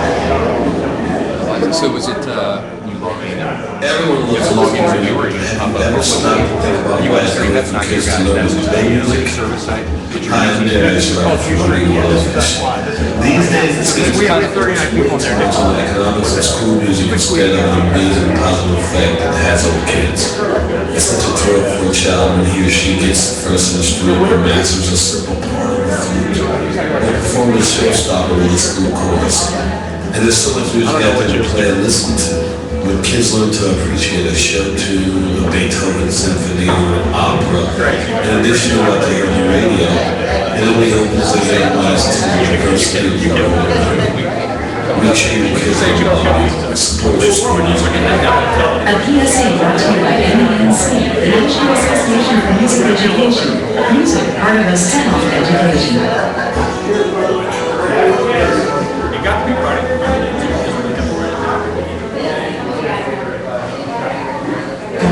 Early bird specials, seniors favorites, discounts for just one store per convenient 60 or older. Since most of us get by on a fixed income, they help us pinch those pennies. But there aren't always discounts on the things we really need, groceries. So here's a little tip. Check out SNAP.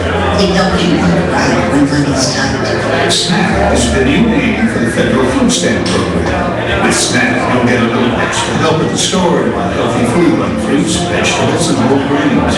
Isn't it time to start eating better and living healthier? You or someone you know may have a low income and be eligible for nutrition assistance. To learn more about the program and how to apply, call 1-800-221-5689. That's 1-800-221-5689. SNAP, putting healthy food in reach. A message Michael Vick's guilty plea didn't solve the problem of dog fighting in America. I'm willing to say the President of the Humane Society of the United States help us stop this movement of free dog fighting out of business. To find out how, visit us at humanesociety.org. Each year, thousands of children become very ill and so many die because of influenza caused by flu. I'm Dr. Richard Carmore, the Center Surgeon General of the United States. I ask all families to get their children vaccinated. And not only that, I must pay special attention to getting their children vaccinated against influenza. Children should be vaccinated against influenza or shingles. Any 30 seconds. Babies and children should also receive the influenza vaccine. Together, we have protect citizens, children. Please contact a healthcare professional to schedule a child's influenza vaccination. Thank you, and for more information, visit PreventChildInfluenza.org.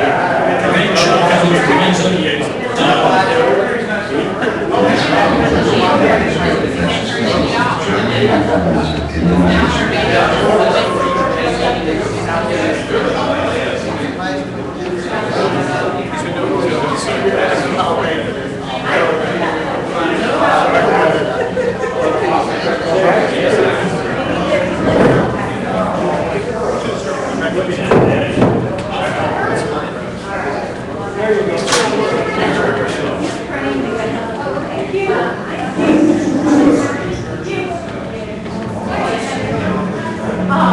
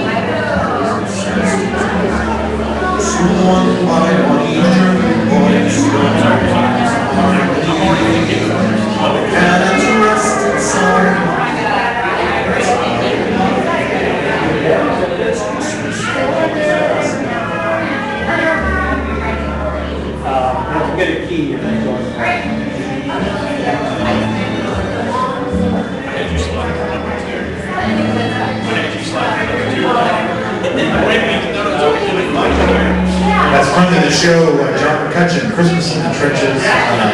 John was a guest on our last show, actually, so, John was a guest on the last show in 2005, and he has a restraining order against Joe. yeah, we've talked to that guy. Yeah, but he's one of our favorite artists, and if you ever get a chance, go to folkmusic.com and check out some of the drum code. Happy to hear that we did that, because he's got good music. You like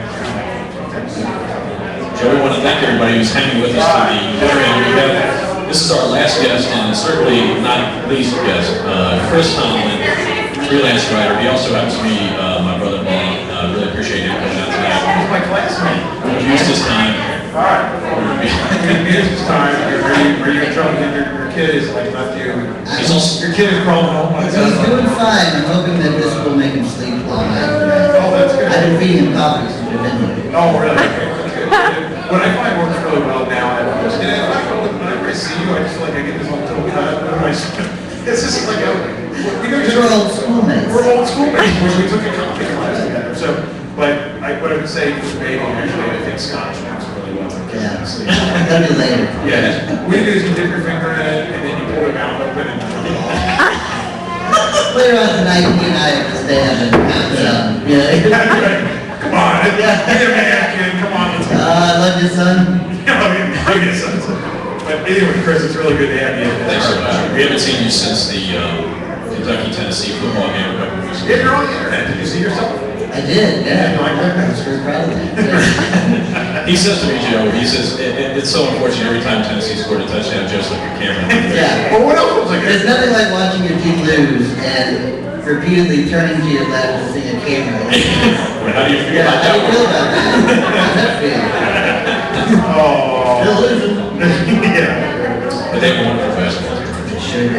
Yeah, They have a wonderful basketball team. That's really good. I'm gonna go after Joe now and tell him Xavier beat UC in the crosstown shootout. I watched that game actually. It was a heartbreak. ESPN called it an instant classic, which I don't know what that means, but they replayed it the next day. ESPN classic. Yeah. I think that now they have to fill a classic channel with a lot of instant. Exactly. The Brian and Joe radio show. It's the classic. Now, we brought Chris on tonight not to talk about UK or football or basketball, although he could talk about these things because he's on a website called Kentucky Sports Blog, right? Kentucky Sports Radio. Excuse me, Kentucky Sports Radio. But Chris is a freelance writer. He also, you can find more about him at cmtomlin.com. But also, he writes a website called the Browns Weed Society, which comments on popular culture. That's right. We comment. Actually, it was a blog about Coop, but then we found out that it was much more successful as a blog about pop culture. Oh, very good. Surprisingly, it's the internet. You'd think it'd be the other way around. Absolutely. But Chris is well known as a sort of a film aficionado, television buff, that sort of thing. But part of we want to talk about holiday movies because what is the holiday season without movies, television, things like that? How is the holiday season?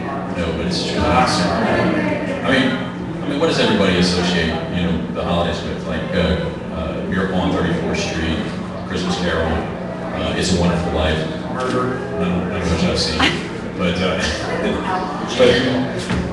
okay, well, I'm gonna ask Chris, what are some of the all-time holiday films? What should people be putting on their Netflix list this year?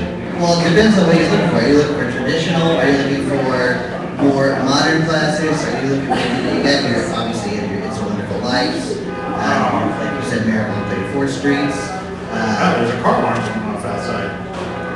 Hopefully that's not anybody's car. That's not mine. That's right. New classics, obviously, you have Elf. Oh, absolutely. That's a great movie. My personal favorite is Love Actually, which is a cast of thousands with 37 plots. And that's a great movie, but that came out in like 2003. That's like a original. it is, yeah. It was made of kind of a who's who. I mean, it's Hugh Grant and Colin Firth and Rowan Atkinson. It was a huge. It's a huge. No, but it's kind of like a giant cast of ensemble British character actors. Who would have thought? Yeah. It's the biggest thing since Dickens, as far as Christmas goes. And so I didn't realize it was such a complicated question, but there's a lot of different genres. this, and you were telling me that there are some surprise Christmas movies out there. There are, you know, if you want to go the opposite way, spend Christmas, completely different type of Christmas, you can watch Die Hard, 1 or 2. They're both Christmas movies. Die Hard takes place on Christmas Eve. Gremlins takes place on Christmas Eve. Less Than Zero takes place over Christmas break. It's less than zero. It's James Spader, Rob Van Jr., it's Britt Ellis. It's like an 84, 85, it's all about drugs and overprivileged children addicted to drugs. It's Like traffic in the holidays? Lethal Weapon is also a Christmas movie, the first Lethal Weapon. A great Christmas movie that very underseen is a movie called The Ref, with Dennis Leary and Kevin Spacey. Dennis Leary plays a thief who breaks into a house on Christmas and ends up having to be the go-between for a giant dysfunctional family. Very, very fun. I think it's like maybe You ever seen any of the ones that I know? like what? Well, like A Christmas Story? Christmas Story is fantastic. Well, yeah. I think it's a little overplayed, maybe. The whole 24 hours of Christmas Story. Yeah, well, It's it's a very good Midwestern. Yeah. Gene Shepard. Right? Yeah. It's very fun. Very fun. It's set in Indiana. Oh, I know it's in I thought it was set in Indiana. Actually, I think it is. I think it may be. I don't know. What if they ask the world?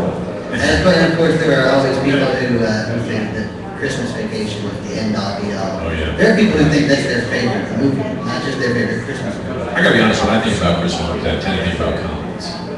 So Christmas Vacation is always one that comes to top in my mind, but in recent years too, actually has some humor in it. I mean, it's very romantic. Bad Santa, Yeah, Bad Santa was kind of a novelty. novelty, Yeah. that was hilarious. I love Bad Santa. Oh, okay, I'm set in the fictional city of Hope, and maybe the real life city of Hammond. Advantage for you. Musical, I wish you guys had one. Yeah, thank you. We're all finished Christmas. Okay, well, what about the new holiday movies? There's a lot every year. Oh, you didn't say, well, what about Christmas Vacation? He talked about that, so that was the concept. It was a good movie. How do you write Christmas Vacation in relation to the other vacations? Question. Well, I think it's like, I was like, I think it's better than European. yes. No, I mean, I don't know. I've never been a big. Well, there is one advantage. In European vacation, you see breasts. That's true. That's The first time I ever saw What is it that. about? We should bring Kelly back on. I think actually that may have been the first PG-13 movie to show nude breasts. Yeah. Their trivia is You read more about that on the ground. So, new holiday films. There's a whole spate of movies coming out this year, heading into the holidays. Actually, none of them seem very Christmas. Sherlock Holmes. Adamantly opposed to that. I think Sherlock Holmes is furious. And then although I love that actually, I love Robert Downey Jr., they could not have been more upsetting than Sherlock Holmes is. He's jumping out of his floor window into the Thames and bare knuckle fighting in the ring and, Absolutely. And he, I'm thinking of the scene on the bed where he's got the yeah, it's a very different Sherlock Holmes. very, That made me think of the TV show House that also based on Sherlock Holmes. Would you like House? I do like it. But that House is bare knuckle fighting in the ring. it's truer to the Lock and family Sherlock Holmes. Another holiday movie that came out since Thanksgiving is Twilight Zone. Not a lot like Christmas in that. That was a big werewolf holiday. Alvin and But Christians like Christians. what? Do they really? Yeah. Well, the books are kind of like a Christmas movie. It's an abstinence story. Yes, that's what it is. That's what it is, yeah. Those sex. So here we go. They can't do that. We've come full circle. It's a sex version of So, All our actions drive. the list of movies I have here does not include any holiday themed movies, but these are the holiday movies. So I guess there's not going to be any classics coming out this year, or anything? Can you? Well, I mean, we have the new Disney movie. Princess and the Frog. Yeah, Princess and the Frog, which we actually saw. We saw that, yes, we saw it, nieces and nephews. That's so cute, guys. It was. We went together. You guys saw Oprah, and you're like, we gotta see this. I pulled that one over, pretended to stretch. Really is cute. It's just There was no holiday in the film. It was No. standard Disney, classic Disney, but a very good movie nonetheless. I mean, things like Avatar, I mean, Brothers, the movie about the guy that comes back. Christmas Carol came out this year. That's right. the creepy It's Christmas Carol. Yeah, with Jim Carrey, it's like. Is it called Scrooge? Scrooge. Scrooge is another good Christmas. That's a classic. Oh, yeah, Bill Murray.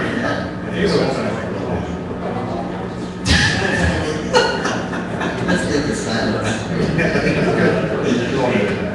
All right, well, I think we covered a lot of the films things. I don't know where else to go with this, except we're going to ask Chris a couple of our 20 short answer questions. Do you want to hit it? Yes, what are your predictions for 2010? My predictions for 2010? Yeah, come on now, Nostradamus. Jetpacks. Food in a tube. There yet? Tang.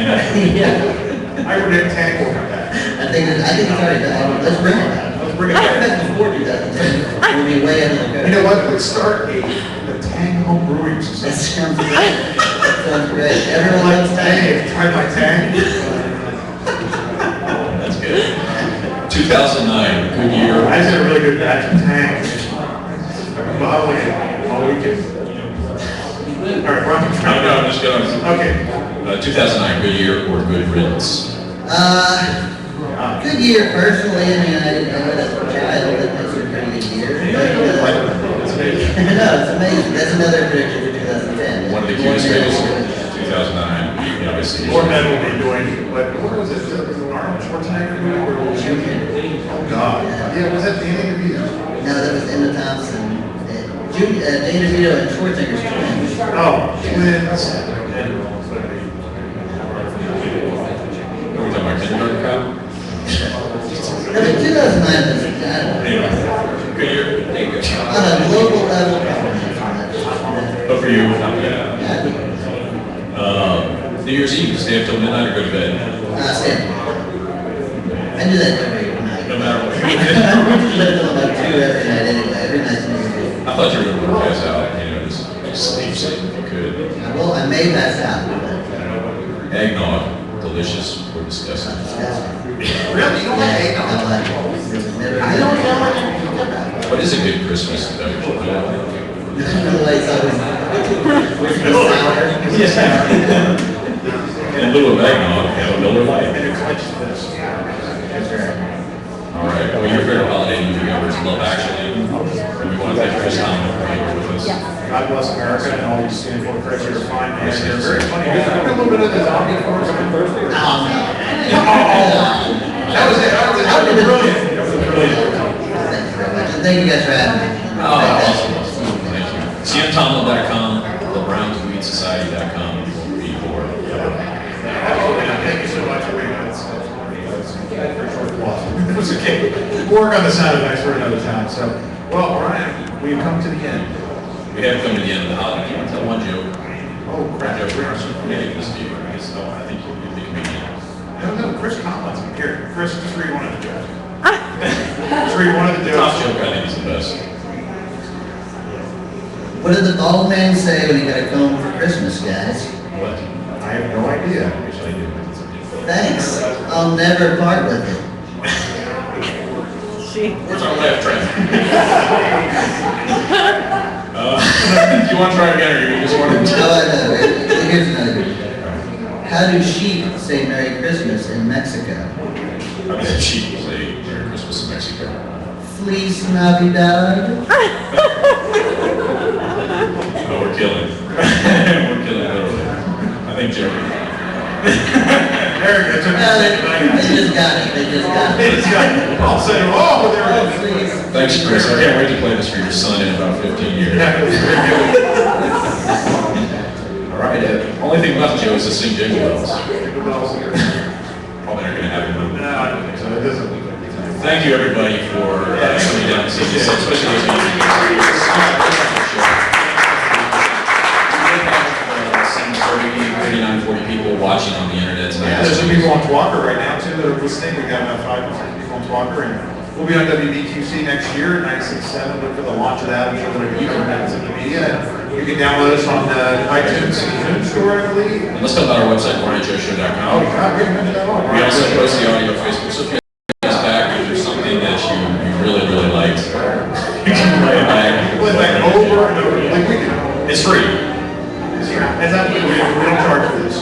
Joe, But pretty soon we'll have to start paying. happy holidays. Happy holidays. Join our episode this year. Found each other again. God bless America. See you in 2010. 2010, and then we'll resume these weekly shows on Friday afternoons. We get better and better and better. So, Merry Christmas, Happy Holidays, Happy Hanukkah. Don, There are several days of Hanukkah. It's the fourth night of Hanukkah, right? Fifth night of Hanukkah. So that's very good. It's very festive. So, thanks to everybody, also to the Coffee Parade folks. Thanks. Thank you very much, guys.